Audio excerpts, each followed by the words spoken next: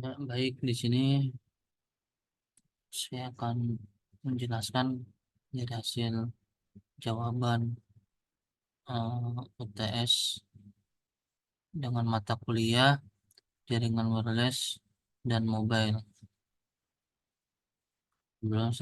Sebelumnya saya menyapa kepada yang terhormat dosen mata kuliah ini, Dr. Ucuk Darussalam, STMT, serta rekan-rekan semuanya. Oke, sini akan menjelaskan dari hasil jawaban pertanyaan ini, itu jelaskan prinsip kerja. Nomor satu, jelaskan prinsip kerja WiFi dan berikan contohnya. Ini ya, WiFi singkatan dari Wireless Fidelity adalah teknologi yang memungkinkan perangkat elektronik untuk terhubung ke jaringan internet, ke jaringan lokal tanpa menggunakan kabel fisik. Prinsip kerja WiFi melibatkan penggunaan gelombang radio untuk mentransfer data antar perangkat. Oke, saya simpel aja untuk prinsip kerjanya ini ya. Ada empat, saya sebutkan tiga. Yang A, peralatan WiFi. Setiap perangkat yang terhubung ke jaringan WiFi dilengkapi dengan sebuah kartu WiFi. Kartu WiFi ini berfungsi sebagai antarmuka antara perangkat dan jaringan WiFi. B, jaringan WiFi. Jaringan WiFi terdiri dari perangkat-perangkat yang saling terhubung melalui gelombang radio. Pada umumnya jaringan WiFi mencakup sebuah perangkat pusat yang disebut sebagai router atau akses titik access point. Router ini berfungsi untuk mengatur lalu lintas data di dalam jaringan dan menghubungkan jaringan WiFi ke jaringan kabel. C, gelombang radio. WiFi menggunakan gelombang radio pada frekuensi tertentu, biasanya 2,4 GHz atau 5 GHz untuk mentransfer data. Ketika perangkat mengirim atau menerima data, informasi tersebut dibawa menjadi sinyal gelombang radio dan dikirim melalui udara. Selanjutnya, protokol komunikasi. Ini ya, dapat penjelasannya dan contohnya ini. Misalkan Anda memiliki laptop yang dilengkapi dengan kartu WiFi, jika Anda ingin terhubung ke internet di rumah atau di tempat umum yang menyediakan jaringan WiFi, Anda dapat mengaktifkan fitur WiFi pada laptop Anda.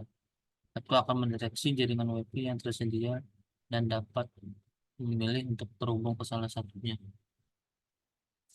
Setelah terhubung, laptop Anda dapat mentransfer data seperti browsing web atau mengunduh file tanpa menggunakan kabel fisik karena data ditransmisikan melalui gelombang radio dan jaringan WiFi. Yang kedua ialah dalam proses komunikasi data dalam WiFi. Hanya proses komunikasi data dalam WiFi melibatkan beberapa tahapan yang melibatkan perangkat-perangkat dalam jaringan. Ini yang A, pemilihan jaringan atau association. Ketika perangkat dengan kartu WiFi dihidupkan, dia akan mencari jaringan WiFi yang tersedia.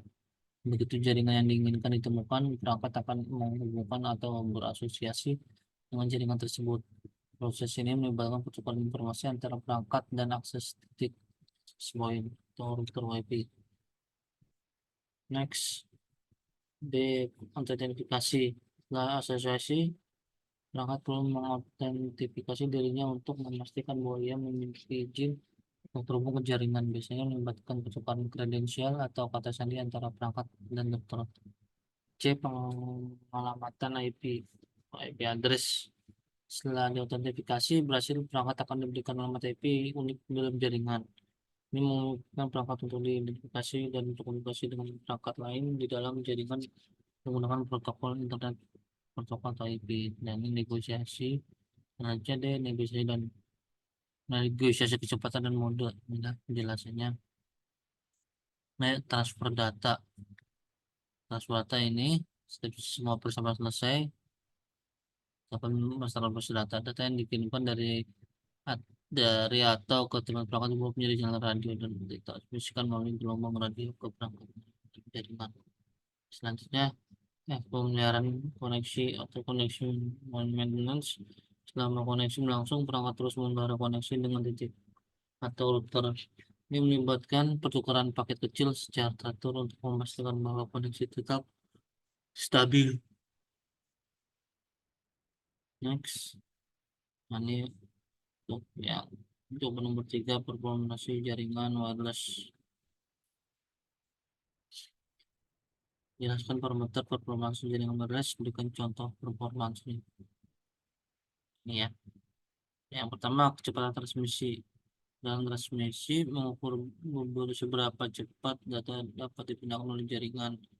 Ini dapat diukur dalam bit per detik atau kilobit per detik hingga hingga megabit per detik. Contoh, jika jaringan WiFi memiliki kecepatan transmisi 100 Mbps, maka data dapat dipindahkan dengan kecepatan 100 mega per detik. Nah, next, jitter. Terus yang C, latensi. Ya singkat aja ya, D, ketidakstabilan sinyal. Cakupan jaringan, kapasitas atau network capacity, kualitas layanan, quality of service. Inilah saya terakhir nomor 4 ya. Jelaskan ide untuk menggunakan WiFi sebagai basis akses internet daerah. Ya, ada beberapa ya. Yang pertama, A, pusat akses WiFi umum. B, kolaborasi dengan pemerintah lokal. C, jaringan mesh.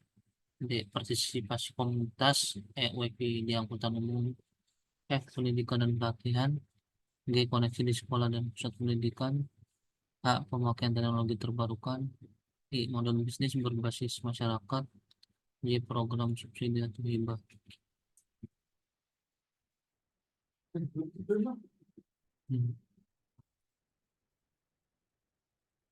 Nah, ini dari penjelasan ini penting untuk melakukan studi kelayakan yang cermat, berkolaborasi dengan pemangku kepentingan, dan merancang solusi yang sesuai dengan kebutuhan unik dari daerah tersebut untuk memastikan keberhasilan proyek ini.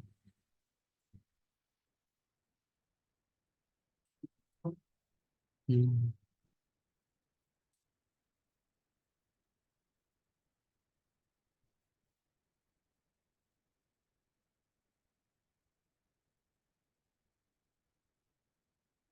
Nah, ini penjelasan dari saya. Kurang lebihnya mohon maaf. Semoga apa yang saya sampaikan ini bermanfaat.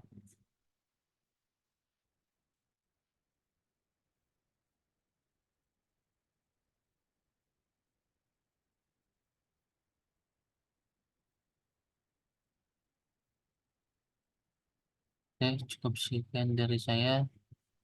Terima kasih dan tetap semangat.